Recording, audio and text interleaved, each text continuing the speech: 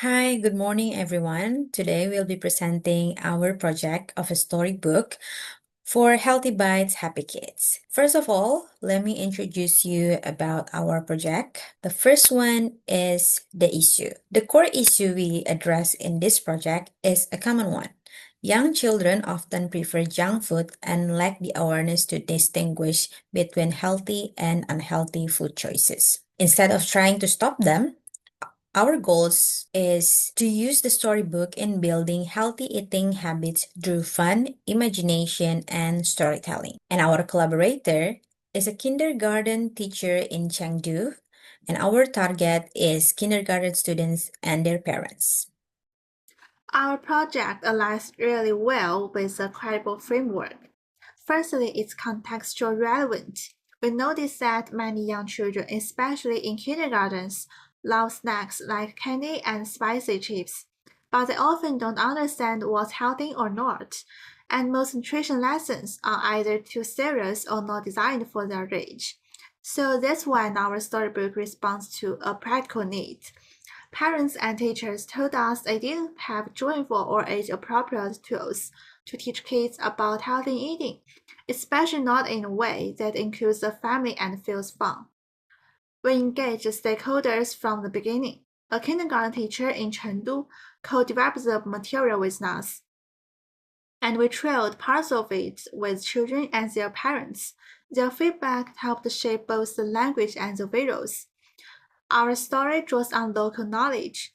It's set in a Chinese supermarket, something every child knows, and uses snacks that kids actually eat. The dialogue between Xiaoyu and his mother mirrors everyday family conversations.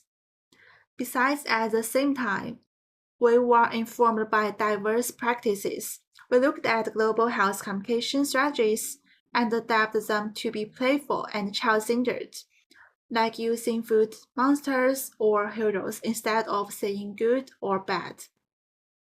We also want the project to benefit local communities, so we created 4 versions of the book: Chinese, Urdu, and Bahasa. This way, more families can join it, no matter what language they speak at home. In fact, we believe the project leads the field in using storytelling for health education. It's simple, fun, culturally sensitive, and could be used or adapted by other kindergartens too. Finally, we were very careful to keep it ethical. There's no fear or shame in the story. Kids learn that it's okay to enjoy treats, just not too much. The goal is to build awareness, not anxiety. Our main material is a storybook we created called Healthy Bites, Happy Kids. It's written especially for kindergarten children and comes in 4 versions: Chinese, English, Urdu, and Bahasa. So it's accessible to more families from different language backgrounds. Now let's give the story a quick once over. In the story, a little boy named Xiaoyu goes shopping with his mom. He wants to eat a lot of candy and spicy snacks, but instead of saying no, his mom tells the story with colorful characters that helps him understand food in a fun way. So he meets the candy monster who dances on his teeth and the spicy monster who breathes fire in his tummy. These monsters are funny, but they can also cause trouble if they visit often. Then comes the heroes. Strawberry Fairy, who keeps Xiaoyu clean and full of energy, and the Broccoli Hero, who protects his tummy and fight over the naughty monsters. Next, Xiaoyu has to decide what to put in his cart: candy or fruit and vegetables. In the end, he picks the heroes because he wants to be strong like them. But he also says goodbye to the monsters kindly, learning that it's okay to have them sometimes, just not too much. So we use the simple words, colors, and fun characters with big expressions. Children can easily follow and stay interested. The supermarket setting is familiar and makes story feel real. It connects with their everyday lives. And because we want to support joint reading between parents and children, We designed the language and layout to be clear and inviting, with strong visuals that tell the story even without reading every word. All in all, this storybook is more than just a book. It's a shared experience that helps kids learn and talk about food in a joyful, non-judgment way. Like the final page, we said, we don't say no to all treats, we just choose wisely. We drew on three areas of literature to guide the development of our book. First, from early childhood literacy, Stroopman showed in the effect of picture book reading on young children's use of an emotional regulation strategy that young children connect more easily with characters that have clear facial expressions and simple actions. Based on this, we created expressive characters like the Candy Master, Broccoli Hero, Strawberry Fairy, and Spicy Master to help children engage emotionally and understand the story better. In our book, these characters are brought to life in a playful, exaggregated way. For example, the Candy Master cries when he is rejected, while the Broccoli Hero celebrates when Xiaoyu makes a healthy choice. These visual cues help children emotionally engage with the message and remember it more easily. Second, from health communication. The study children's food advertising challenges to the federal management of the SUIs and opportunities for health communication highlighted the strong influence of food marketing on children's eating behaviors. It revealed that persuasive packaging and appealing language can shape children's food preferences, often encouraging the consumption of ultra-processed foods. This supported our decision to use storytelling as a way to make children and parents more aware of these persuasive messages. In our book, the mother figure gently guides Xiaoyu to recognize the tricks of food packaging, such as strawberry-flavored candy that contains no real fruit, and encourages him to reflect, do you think this will make relatives happy? This kind of soft promoting helps children think critically without fear or shame. Third, from modern linguistics, a case study of the magic school bus inside the human body demonstrated that vivid visual metaphors help children grasp complex information. Inspired by this, we designed playful metaphors in our project to make the concepts of healthy versus unhealthy foods clear and memorable. For example, unhealthy snacks are personified as clumsy monsters who get tired, melt, or cry, while healthy foods appear as superheroes who cheer, protect, or lead the way. These metaphors are not just visual, they are also imply moral and physical strengths, helping children build positive associations with healthy eating. We also referred to three projects for PDA analysis and gained different insights from each. First, we set our story in a familiar supermarket setting and used parent-children dialogue between Xiaoyu and his mother to naturally introduce healthy education. This mirrors Danny Liu's project, Food Packaging, All That Glitters Is Not Gold, which emphasizes learning in everyday environments and the importance of family guidance. Liu's video project highlighted that children can't make food decisions alone, and that they rely heavily on caregivers to interpret packaging and labels. In our book, we emphasized this intergeneration conversation by showing how Xiaoyu listened to both his mother and his teacher's advice, linking school-based and family-based education. Second, following Hansen's project that combined storytelling and physical activities, we used narrative storytelling and fantasy characters to engage multiple senses like sight, sound, and touch. Hansen's model stressed multimodal learning. Children retain knowledge better when they can see, hear, touch, and act.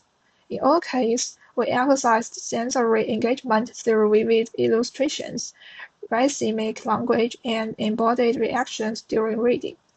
For example, the colorful appearance and exaggerated expressions of characters like the Candy Master or Spicy Master naturally trigger laughter, surprise, or imitation from children.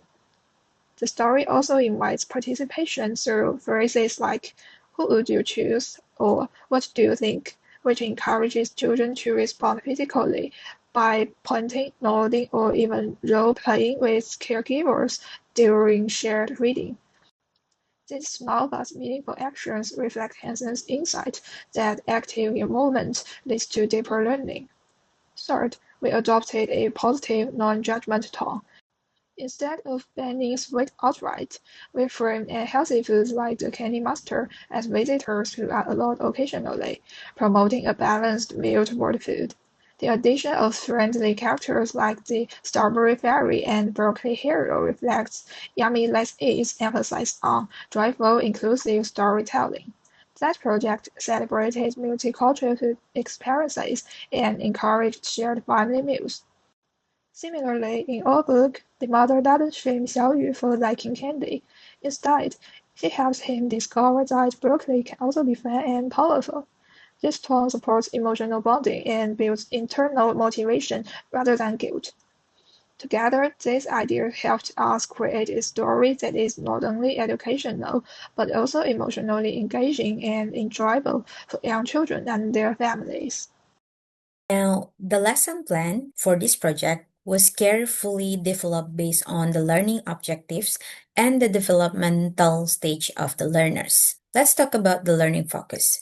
So, we aim to make the students name and classify healthy versus unhealthy foods, understand which foods are good for their bodies, make simple healthy choices in daily life, and the last is to communicate food preferences using simple vocabulary.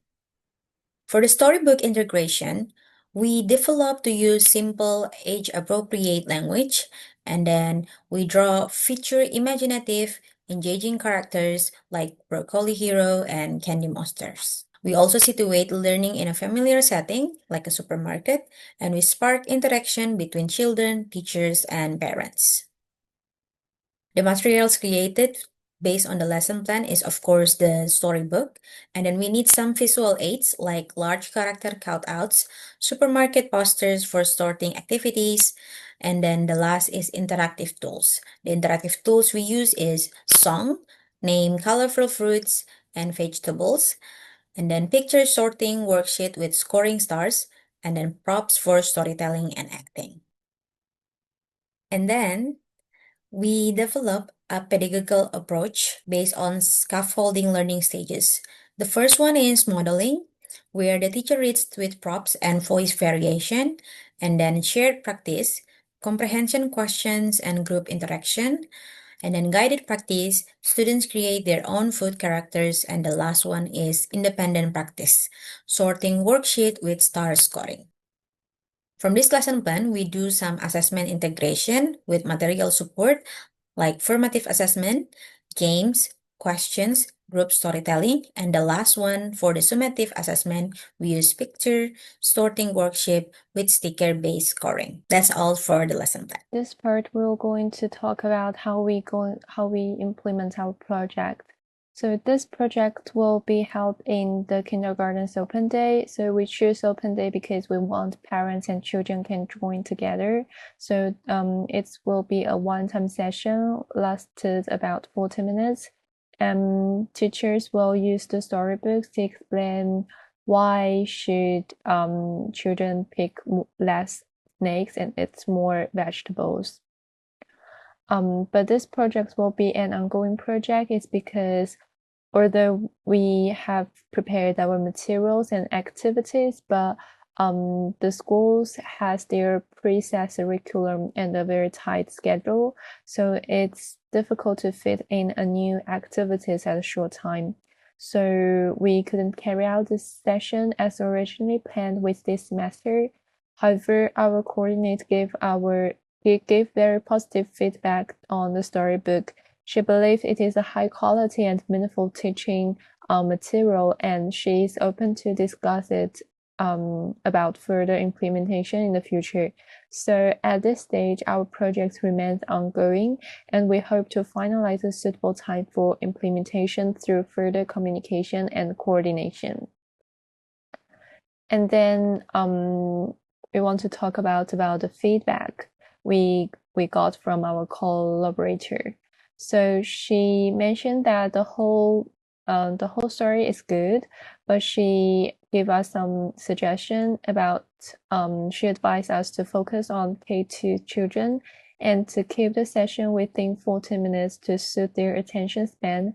Otherwise, children might feel tired and boring. She also suggested we include some short explanation in the activities, like to explain the vegetables value very specific. For example, tomatoes are good for people's heart. It will make them remember the specific usage of the vegetable.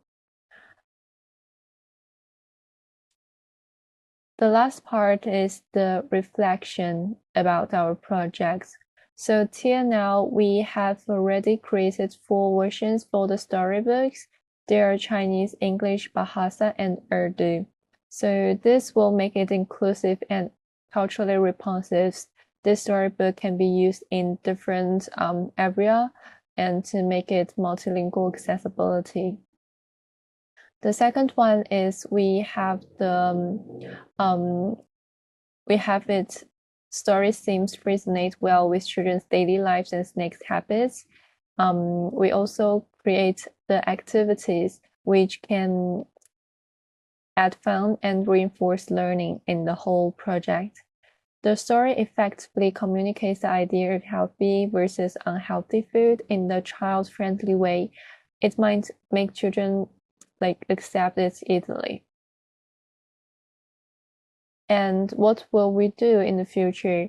So we will revise our story and activities as the advice. We will shorten and adapt parts of the story to ensure it fits comfortably with the 40-minute session without rushing. And based on our co-teacher's suggestion, we plan to revise the ending of the story to provide a clear takeaway message for children and parents. But she also said it's an optional one, so we can make it in our activities or just in the projects when we show it. And we also consider creating a take-home mini guide or checklist for parents to reinforce the healthy eating message after the whole event. And these are the references we use in our project. Thank you for listening.